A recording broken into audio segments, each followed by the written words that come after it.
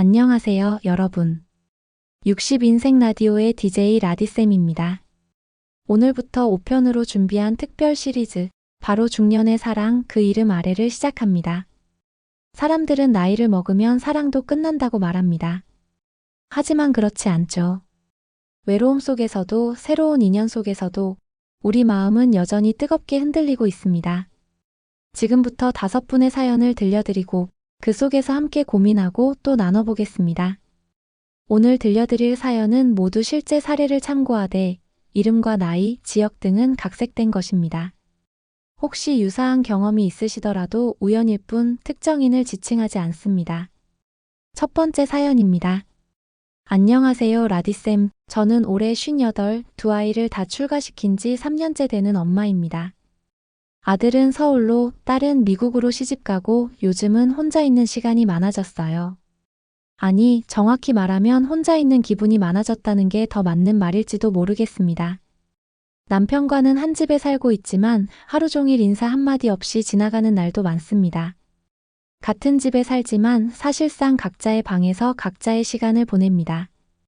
밥을 같이 먹은 게 언제였는지도 기억이 안 나요. 오히려 직장 동료나 동네 마트 아주머니와 나누는 몇 마디가 남편과 하루 동안 나눈 말보다 많을 때도 있습니다. 말도 없고 관심도 없고 이젠 서로 눈을 마주치지 않는 게 익숙해졌습니다. 언제부터 이렇게 된 걸까요? 아이들이 어릴 땐 함께 키운다는 목표가 있었고 먹고 살기 바빠서 부부가 같이 애쓰는 느낌이 있었는데 지금은 그저 한 집에 오래 산 동거인 같을 뿐입니다. 저도 어느 순간부터는 말 거는 것조차 지치는 일이 되어버렸습니다. 그냥 말없이 하루하루 흘러가는 기분. 이러다 말없이 늙고 말없이 사라질 것 같다는 두려움이 어느 날부터인가 제 옆에 조용히 앉아 있더군요. 그러던 중 올봄에 고등학교 동창회가 있었습니다. 20년 만에 나가본 자리였고 솔직히 망설였지만 누군가 보고 싶다는 생각 하나로 나섰던 자리였어요. 거기서 고등학교 때 함께 졸업사진을 찍었던 친구를 만났습니다. 그 사람은 웃을 때 눈이 접히는 모습도 말끝마다 제 이름을 불러주는 습관도 여전했어요. 반가웠고 이상하게 마음이 따뜻해졌습니다.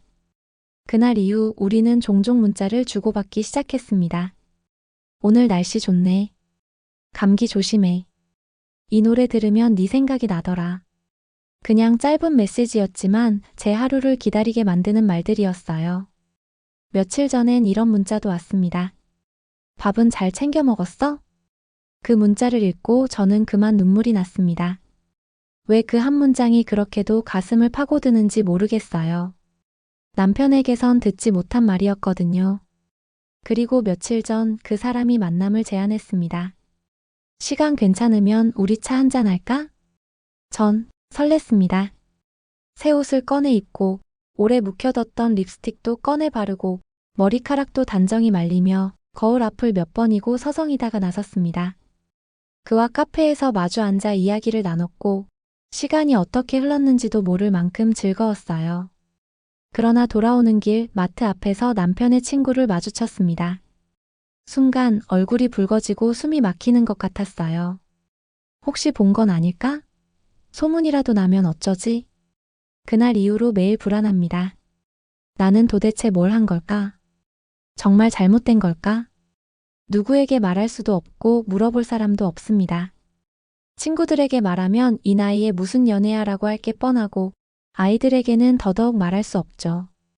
나는 욕심을 부린 걸까요? 그냥 외로워서 흔들린 걸까요? 아니면 정말 이 마음이 사랑일 수 있을까요?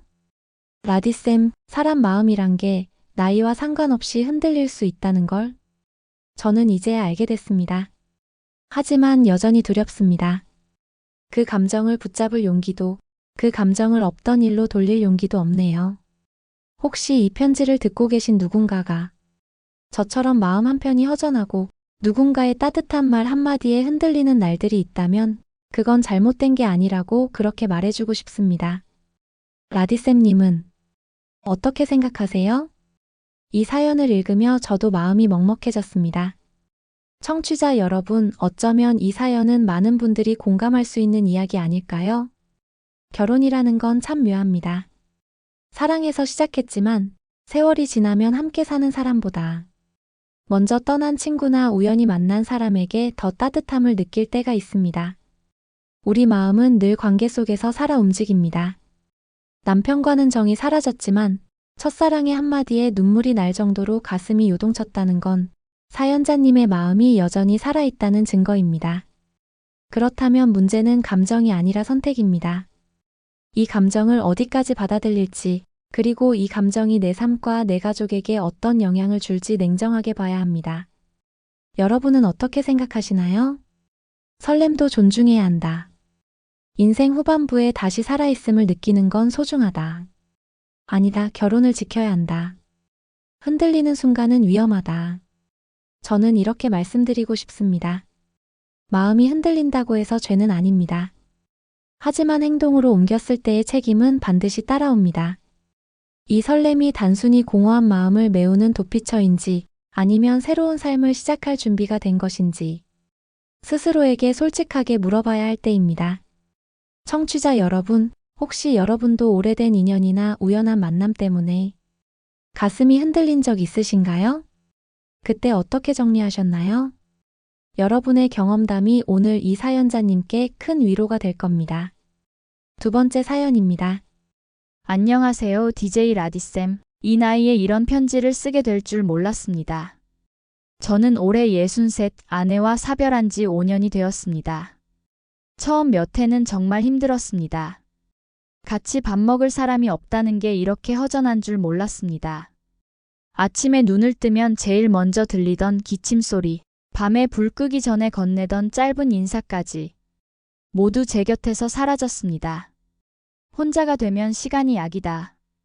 많은 분들이 그렇게 말했지만 저한테는 쉽지 않았습니다. 아이들도 모두 출가해서 각자 가정 꾸리고 살다 보니 저는 작은 집에 홀로 남겨진 느낌이었습니다. 그러다 우연히 동네 교양 강좌, 역사 산책 모임에 나가게 되었습니다. 거기서 59세의 은숙 씨를 만났습니다. 늘 앞자리에 앉아 조용히 필기하던 분이었는데 어느 날 저와 같은 조에 배정되면서 말을 트게 됐습니다. 오늘 날씨가 덥네요. 네, 그런데 아저씨는 말씀하실 때 꼭 눈을 보시네요.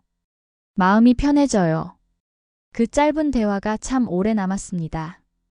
그리고 그날 이후로 우리는 자주 걷고 차도 마시고 영화관에도 함께 갔습니다. 그 순간 저는 다시 살아난 느낌이었습니다. 누군가의 옆자리에 앉아 함께 웃고 집에 돌아와 그날 이야기를 곱씹는 시간이 제 삶에 찾아왔습니다.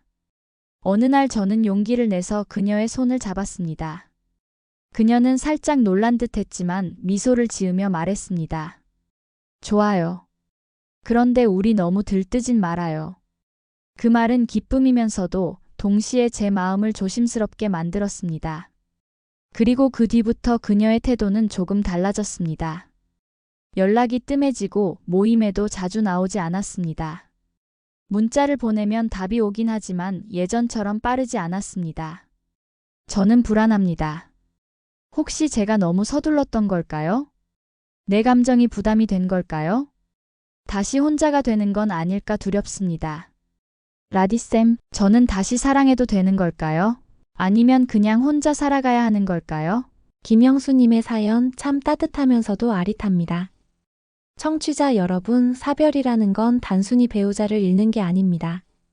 내 삶의 습관, 내 일상의 리듬을 통째로 잃어버리는 일입니다. 그래서 다시 누군가에게 마음을 연다는 건 그 자체로도 큰 용기이고 대단한 선택입니다. 영수님은 그 용기를 내셨고 은숙 씨와 함께 웃으며 걷는 일상을 다시 시작하셨습니다. 그 자체로 이미 삶은 한 걸음 앞으로 나아간 겁니다. 하지만 사랑은 혼자 하는 게 아니죠. 내 마음이 아무리 진심이어도 상대가 준비가 안 됐다면 관계는 어긋나기 마련입니다. 그렇다고 해서 그 마음이 잘못된 건 아닙니다. 내 진심이 거절당했다고 해서 내 마음의 가치는 줄어들지 않습니다. 여러분은 어떻게 생각하시나요? 조금 더 기다려라. 진심이라면 언젠가 통할 것이다. 아니다. 상대의 선택을 존중하고 여기서 멈추는 게 맞다. 청취자 여러분, 혹시 여러분도 비슷한 경험이 있나요? 사별 후 새로운 인연을 만났지만 죄책감 때문에 멈춘 경우, 혹은 용기를 내어 다시 사랑을 시작한 경우, 그 경험들을 나눠주시면 오늘 영수님께 큰 위로가 될 겁니다. 라디오를 듣고 계신 분들께 꼭 전하고 싶은 말이 있습니다. 사별 후의 사랑은 배신이 아니라 회복입니다. 다시 사랑하고 싶다는 마음은 내가 여전히 살아있다는 신호이고 내 마음이 아직도 따뜻하다는 증거입니다. 영수님, 두려워하지 마세요. 이 감정을 통해 다시 살아갈 힘을 찾으셨다는 것만으로도 이미 충분히 값진 경험을 하신 겁니다. 다음 사연입니다. 안녕하세요, DJ 라디쌤. 저는 올해 61, 이제는 아이들도 다 커서 제 손 떠나고 혼자 있는 시간이 훨씬 많아진 평범한 주부입니다. 저는 지금 한 남자를 만나고 있습니다. 그 사람은 66살, 저보다 5살 많은 분입니다. 우린 몇 년 전 지인 모임에서 알게 됐습니다. 처음엔 그냥 밥 한 번 먹고 인사하는 정도였는데 어느 순간 연락이 잦아지고 마음도 가까워졌습니다. 그 사람은 말했습니다. 아내와는 이미 따로 산 지 10년이 넘었다. 서류만 남은 관계다. 저는 그 말을 믿었습니다. 사실상 끝난 관계라는 말에 제 마음도 스르르 열리고 말았습니다. 처음엔 두려움도 있었지만 그 사람은 하루에도 몇 번씩 제 안부를 물었고 제가 아프다고 하면 약을 사들고 달려왔습니다. 제 생일엔 작은 케이크라도 들고 와서 축하해 주던 사람이었습니다. 저는 그 마음이 진심이라고 믿었습니다. 그런데 얼마 전 그 사람의 아내가 병원에 입원했다는 소식을 들었습니다. 심장에 문제가 생겨 큰 수술이 필요하다고 했습니다. 그는 며칠 동안 저에게 연락도 없이 병원에 머물렀습니다. 뒤늦게 도착한 메시지에는 이렇게 쓰여 있었습니다. 미안하다, 정리하고 올게. 그 말 이후 저는 하루하루가 불안합니다. 정말로 정리할 수 있을까요? 아니면 아내의 곁을 지키면서 다시 돌아가지 않을까요? 제가 믿었던 모든 게 무너져 내리는 기분입니다. 주변 사람들은 저에게 말합니다. 네가 잘못한 거야. 남의 가정 사이에 낀 거잖아. 그 사람 절대 못 놓는다. 결국 너만 상처받을 거다. 이 말들이 틀리지 않다는 걸 저도 압니다. 하지만 그 사람은 저에게 매일 전화를 걸고 나를 존중해주고 나를 여자라고 불러주던 사람이었습니다. 그 마음마저 거짓이었을까요? 라디쌤, 저는 지금 너무 혼란스럽습니다. 이 사랑이 진짜였는지 아니면 그냥 제 외로움이 만든 환상이었는지 어떻게 해야 할까요? 이선미님의 사연 듣는 순간 저도 마음이 무거워졌습니다. 사랑이란 감정은 나이에 상관없이 찾아오지만 그만큼 복잡한 현실과 맞닿아 있을 때 더 깊은 갈등을 안기기도 합니다. 이 경우 가장 중요한 질문은 이것입니다. 그 사람이 과연 자기 삶을 정리할 준비가 되어 있었는가? 사랑은 두 사람의 감정만으로 이루어지지 않습니다. 책임과 정리가 전제되지 않은 사랑은 아무리 뜨겁더라도 결국 모두를 아프게 만듭니다. 청취자 여러분은 어떻게 생각하시나요? 사랑은 감정이니 존중해야 한다. 나이와 상황은 중요하지 않다. 정리되지 않은 관계에서의 사랑은 결국 상처만 남긴다. 저는 이렇게 말씀드리고 싶습니다. 선미님, 당신이 느낀 설렘과 위로는 분명 진짜였습니다. 그 순간의 마음을 부정할 필요는 없습니다. 하지만 그 감정이 곧 미래의 약속이 되려면 상대방이 반드시 정리하고 돌아와야 합니다. 그 용기가 없다면 지금의 사랑은 오래가지 못합니다. 청취자 여러분, 혹시 이런 경험 있으신가요? 아직 정리되지 않은 상태의 사람과 관계를 맺다가 결국 기다림만 하다 끝난 경험, 혹은 끝내 기다렸더니 기적처럼 함께할 수 있었던 경험. 여러분의 이야기를 나눠주시면 이선미님께 큰 도움이 될 겁니다. 사랑은 감정으로 시작되지만 마지막엔 결국 책임으로 완성됩니다. 선미님, 이 관계에서 정말 중요한 건 상대의 눈빛이나 달콤한 말이 아니라 그가 실제로 어떤 선택을 하고 어떤 책임을 지느냐일 겁니다. 네 번째 사연입니다. 저는 올해 65, 지금은 67 된 남자친구와 함께 살고 있습니다. 우린 혼인신고를 하지 않았습니다. 굳이 서류로 묶이지 않아도 서로 곁에 있는 것만으로 충분하다 생각했거든요. 아이들도 이미 다 출가했고 이제 남은 삶은 조금 더 따뜻하고 외롭지 않게 살고 싶었습니다. 그래서 제 집에서 그이가 함께 지내기 시작했습니다. 그이는 요리를 잘합니다.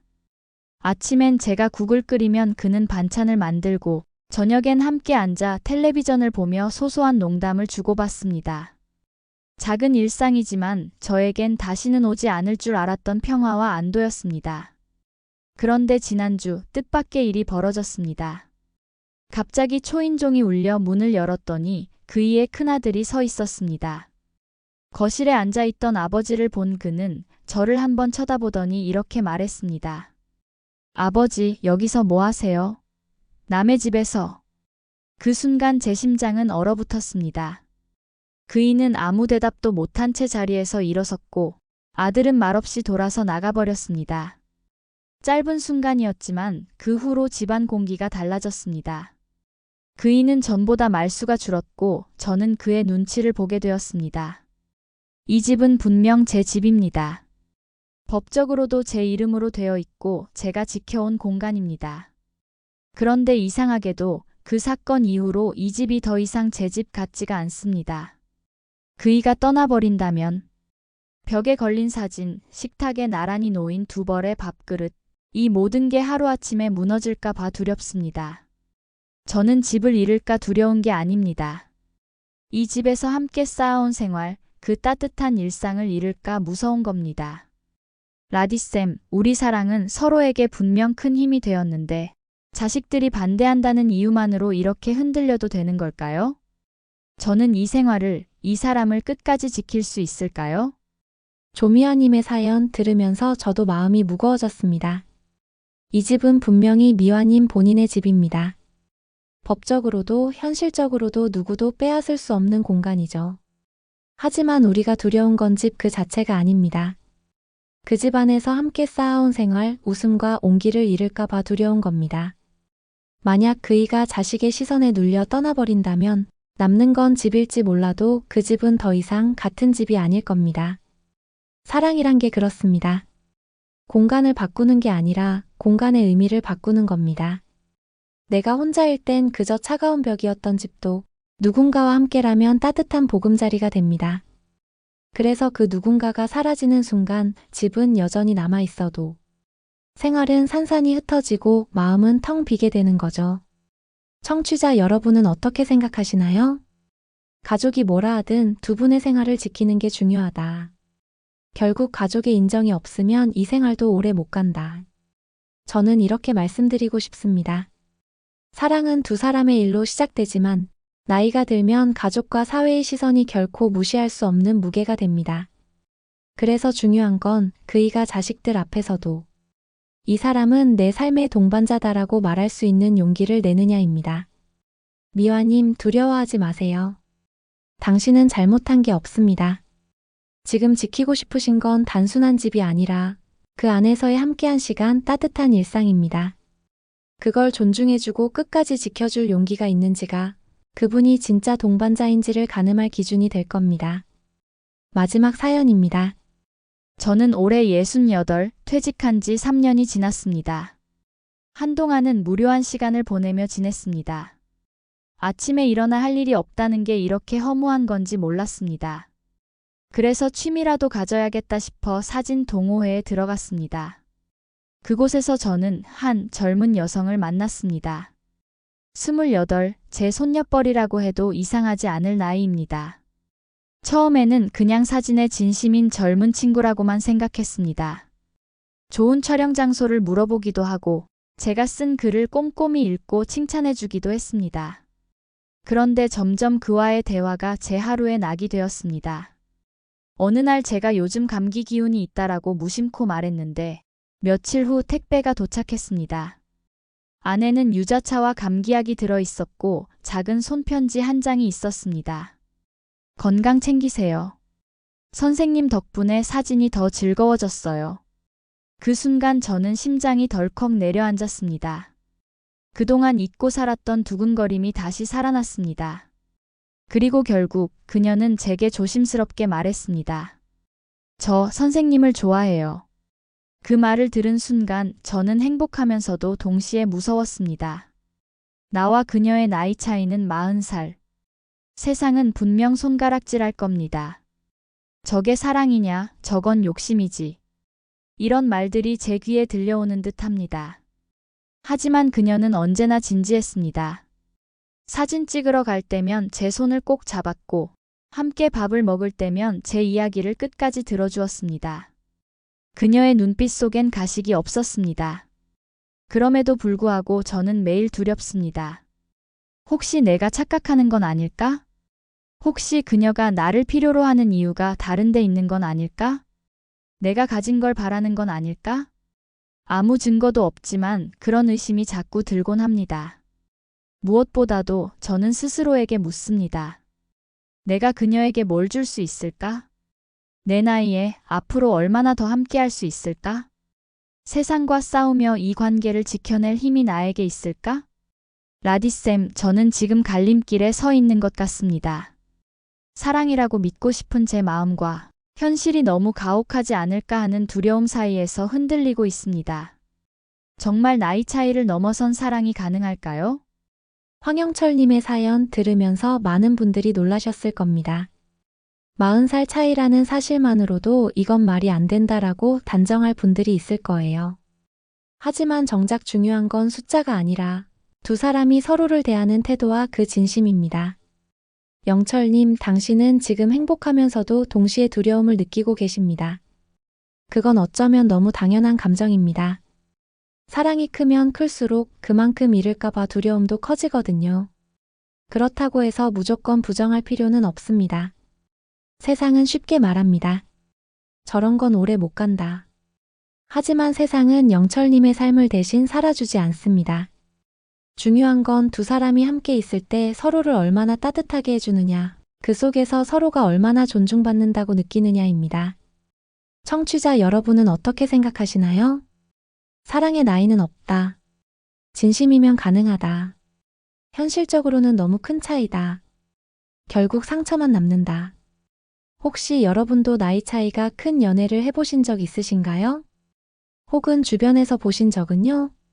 그때 어떤 시선과 어떤 어려움이 있었는지, 그리고 결국 어떻게 되었는지 여러분의 이야기를 나눠주세요. 영철님, 제가 꼭 드리고 싶은 말이 있습니다.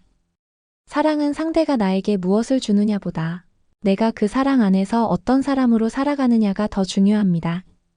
그녀 곁에서 영철님이 다시 웃게 되고, 다시 설레고 다시 하루를 기대하게 된다면 그 자체로 이미 값진 사랑입니다. 물론 현실은 무겁습니다. 하지만 선택은 두 분의 몫입니다. 그 선택이 힘들더라도 당신의 마음이 거짓이 아니었다는 것만은 잊지 마세요. 오늘은 이렇게 5가지 사랑의 이야기를 함께 나눴습니다. 여러분 어떠셨나요? 사랑은 늘 우리를 설레게 하지만 때로는 우리를 흔들고 때로는 우리를 시험합니다. 그리고 그 갈등 속에서 우리는 다시 한번 스스로를 돌아보게 됩니다. 결혼 생활 속에서 흔들린 마음, 사별 후 찾아온 새로운 시작, 정리되지 않은 관계에서의 혼란, 가족의 시선에 흔들리는 동거, 그리고 세상의 시선 앞에 선 나이차 연애까지. 각각의 사연은 모두 다르지만 공통점이 하나 있습니다.